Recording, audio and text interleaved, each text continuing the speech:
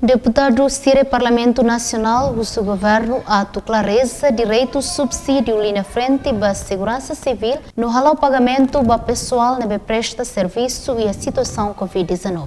Questão ne hato husi deputada bancada PD Elvina Souza e a parlamento li husi sessão plenária terça nekata segurança civil to agora se dá o que retan clareza com a basira ne direito pagamento linha frente liu basira ne behala o serviço e a situação Covid-19.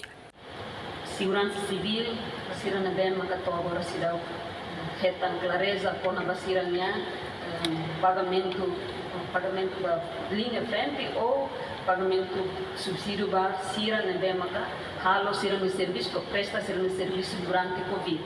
Niamo susuba Ministério Finanças, Ministério Saúde, no seluktan atau aslera lalai subsídio linha frente, tambah kleur demais, colher bebek, mas bese dá o que realiza to agora. No nemos deputado José Agostinho Somocho, si bancada Freteling, atual presidente Comissão B, assunto negócio estrangeiro, defesa no segurança katak, segurança civil, mehalo protesto e a parlamento, quase emanang lima nulresin, pode exige sirania subsídio Covid-19. Exige sirania subsídio Covid-19. Então, lorong sira-sidau simu subsídio Covid-19.